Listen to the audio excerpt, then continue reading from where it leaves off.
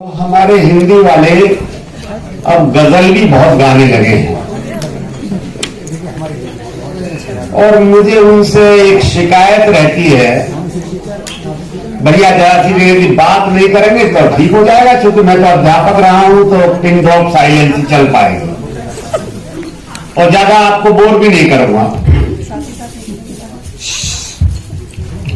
देखिए, गजल में हम हिंदी में एक नाम जानते हैं, दुष्यंत का। बहुत छोटी सी पुस्तक है, साय में धूप, बहुत छोटी सी है, परंतु उनके जो शेर हैं या छंद हैं वो संसद से लेकर जनमानस तक गूंजते रहते हैं। लोग समय समय पर उनको उद्धृत करते रहते हैं। हमारे उर्दू के जो शायर हैं उनके भी कुछ शेर ऐसे हैं जो हर भाषा के व्यक्ति के को कंठस्थ करने के लिए बाध्य कर देते हैं। जब हम उनकी गजल पढ़ते हैं, मेरा उर्दू ज्ञान नहीं है, फिर भी जब उनको हिंदी वर्तनी में पढ़ता हूं देवनागरी के, तो अपने मैं डायरी में लिख लेता हूं, यदा कदा वो काम आ जाते हैं। पर खेद के साथ कहना पड़ता है, हिंदी गजलकारों के गजल में ऐसे शेर ढूंढने मुश्किल हो जाते हैं कि जिन्हें मैं कंठस्थ करने के लिए अपनी डायरी में स्थान दूं। इसलिए मेरी एक प्रार्थना रहती है कि अपने अखाड़े में कुश्ती लड़ो। हमारा जो अखाड़ा है वो दोहा है, सवैया है, कवित्व है, चौपाई है, गीत है। हमारे गीतकारों का मुकाबला कोई अन्य भाषा का कवि नहीं कर पाता। आज आप देख रहे हैं देश में कवि सम्मेलन भी हो रहे हैं, मुशायरा भी हो रहे हैं, विदेशों में भी हो रहे हैं, परंतु मुझसे ज्यादा आप जुड़े हुए हैं टीवी मोबाइल से। मैं तो बहुत थोड़ा ज्ञान भी नहीं रखता। मुशायरों का संचालन आपका ही एक बालक गीतकार करता है और पेमेंट की यदि बात सुनोगे, वो बता नहीं पाऊंगा, तो शायद जमीन आसमान का अंतर है। जो हिंदी का गीतकार पा रहा है, छोटा गीतकार पा रहा है, इतना मुशायरे के बड़ा से बड़ा शायर नहीं पा रहा है। तो अपनी अखाड़े में कुश्ती लड़ो। पर एक बात और भी मुझे कुछ कहनी है, बहुत संक्षेप में बात चलाऊंगा।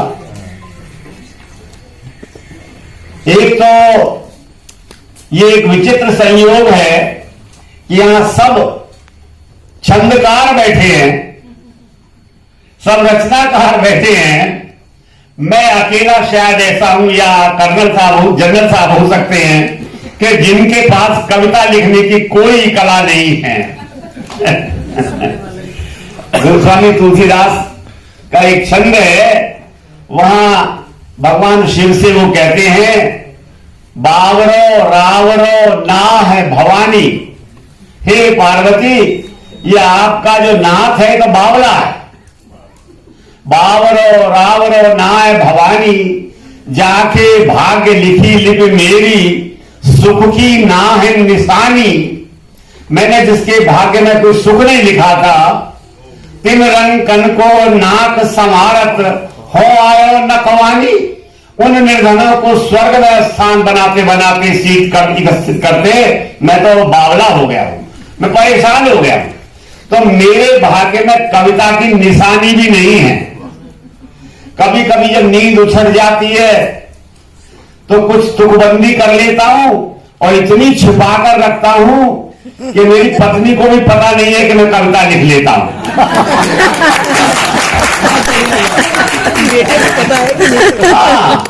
गद्य लिखता हूं। और एक कवियों को याद दिला दूं, गद्यम कविनाम निक्सम वदंती। गद्य कवियों के लिए कसौटी है। कवि बनना बहुत सरल है, क्षमा करें। आप अपने शहर में एक सर्वे करें, आपको सैकड़ों की संख्या में और गाजियाबाद जैसे शहर में हजारों की संख्या में, दिल्ली में लाखों की संख्या में कवि मिल जाएंगे जो अपने घर में कविता लिखते हैं। पर जब गद्य लेखन की बात आती है, कितने ऐसे जो गद्य लिखते हैं, और गद्य में भी यदि कभी निबंध लिखना पड़े तो कहते हैं गद्य कवियों की कसौटी है, तो निबंध गद्य की कसौटी है, वहां लिखना और कठिन होता है।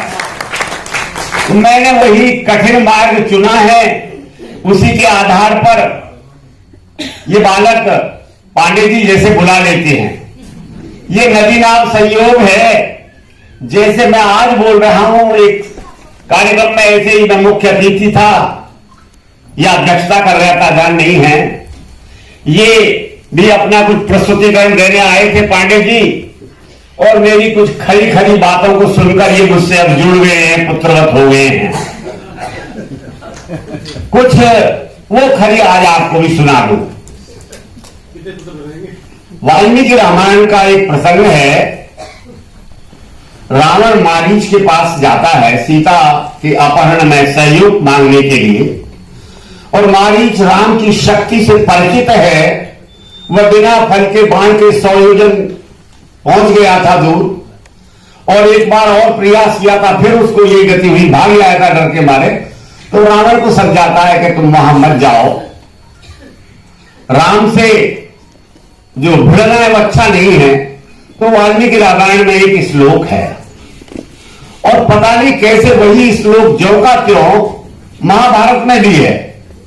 महाभारत में संजय जब पांडवों के पास संधि प्रस्ताव लेकर गया था धर्मराज की ओर से, और वहां से लौटा है, उस समय श्री कृष्ण, युधिष्ठिर, भीम और अर्जुन ने धृतराष्ट्र के लिए कुछ संदेश दिए थे।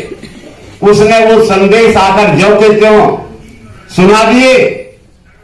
दूत का काम ही होता है, कड़वी से कड़वी बात आके बतानी होती है। वहां भी वही, जब परेशान धृतराष्ट्र होते हैं तो विदुर को बुलाते हैं, और विदुर नीति में भी वो श्लोक ज्यों का त्यों है। सुलभा पुरुषा राजन सततम प्रियवादिन है। राजन, ऐसे लोग मिलने बड़े सुलभ हैं जो सदा मीठा बोलते हैं। बहुत लोग हैं जो मिश्री बोलते हैं। सुलभा पुरुषा राजन सततम प्रियवादिन है। अप्रिय तु पथस्य वक्ता श्रोता से दुर्लभ है। परंतु कड़वी और हितकारी कहने वाले वक्ता भी बहुत कम है, और श्रोता भी दुर्लभ है। ना कोई सुनने को तैयार है और ना कोई कहने को। मैंने ये अपना मंत्र की तरह स्वीकार कर रखा है, इसलिए मेरे मित्रों में की संख्या कम है, निंदकों की संख्या ज्यादा है। आज जो मैं कुछ कहूंगा, इनमें से हमारे कवि मित्र कुछ हो सकता है नाराज हो जाए। बड़ी प्रसन्नता सबसे अच्छी तो ये हुई कि इस ग्रंथ में 167 हमारे रचनाकारों ने अपनी रचना प्रस्तुत की है, और ऐसे छंद में किए हैं जो बहुत प्रचलित है, बहुत आराम से कंठ में आता है। इसलिए आज बेपढ़ा लिखा आदमी भी रहीम के, कबीर के, तुलसी के दोहों को उद्धृत कर देता है। आपकी रचना आपके कंठ में रहे तभी वो दूसरे के कंठ तक पहुंचेगी। इसलिए वो कड़वी बात यह है कि जब आप माइक पर आए कविता पाठ करने के लिए, तो आपके हाथ में वो मोबाइल में ना हो, कागज में ना हो, आपके कंठ में हो, तभी प्रभाव छोड़ेगी। अभी एक सज्जन आए थे, मैं नाम तो याद नहीं रख पाया, उन्होंने जो मैथिली में अपने कुछ सुनाया था, पहला छंद सुनाया, सारे सदन को उन्होंने विभोर कर दिया था, क्योंकि वो उनके कंठ में था। आप अपने कंठ में लाई, और यदि इसे और कड़वी भाषा में कहूं, और कड़वी थोड़ी हो जाएगी, तो जरा सोचो, जिसे तुम याद नहीं रख सकते जैसे आप याद नहीं रख सकते, हमसे आशा क्यों करते हो? और कड़वी कहो, जिस चराते को आप नहीं पी रहे हो उसे हमें क्यों पिलाते हो? और मैं एक उदाहरण से बात बता दूं, हाँ मोबाइल वाले बजा रहे, बिल्कुल सही, ठीक कह रहे हो। याद रखेंगे इतना है, इतना बजाने का अर्थ है कि आगे से नहीं पढ़ेंगे। अभी मेरी बहन जी से बात हो रही थी, इंदिरा जी से, वो कार्यक्रम कराती हैं, तो मैंने उनसे कहा कि मेरा एक निवेदन है, वो जाती है संस्थाओं में पाठ, इकट्ठा पाठ कराती हैं, हमारे बच्चे बोलते हैं, मैं एक नियम जरूर बना लो कि हमारे मंच से वही पढ़ पाएगा जिसके कंठ में है, तो अपने आप आएंगे तैयार होकर। मैं एक उदाहरण बता दूं कंठ का कितना लाभ है आज के युग में भी। 2014 में कुमार विश्वास ने एक चुनाव लड़ा था राहुल जी के खिलाफ। मुझे भी कुछ दिन के लिए वहां जाना पड़ा। मैं जिस गाड़ी में बैठा, मैंने उसके ड्राइवर से पूछा कि जिसके तो प्रचार में लगा हुआ है उसे तू जानता है, वो कौन है? बोले नहीं, मैं तो नहीं जानता। बोले तेरे कुमार विश्वास का नाम सुना है? बोले नहीं, मैंने नहीं सुना जी। अब देखिए, आप आश्चर्य करेंगे क्योंकि आपने सबने सुन रखा है। उन्होंने कहा मैंने नहीं सुना। तो मैंने कहा तेने वो सुना है? कोई पागल समझता है, कोई दीवाना कहता है, कोई पागल समझता है। बोला लीजिएगा मेरे मोबाइल में। आप अपनी कविता को लोगों के कंठ तक पहुंचाइए और आज के युग में उनके मोबाइल में उसे फीड कराइए, और वो तभी होगी जब आप स्वयं पहले अपने कंठ में उस तटस्थ या विद्या परस्ते गते धनम कार्य काले समुत्पन्ने न सा विद्या न तत्धनम। क्या बात। आप मेरे घर आए, ये पांडे जी आते रहते हैं, इनके एक और मित्र हैं शिव कुमार बिलग्रामी, वो भी आते रहते हैं।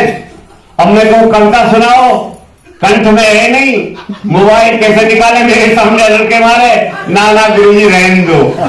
ऐसी अपनी स्थिति मत बनाओ, ऐसी अपनी स्थिति मत बनाओ। अब मैं दूसरी बात पर आता हूं।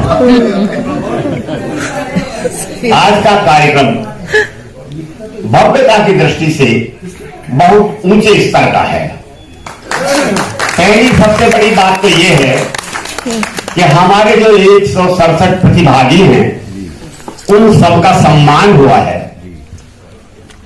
सम्मानीय का सम्मान होना चाहिए।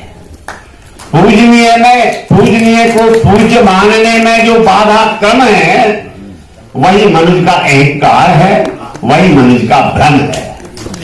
ये हमारे रचनाकार उत्साहवर्धन चाहते हैं।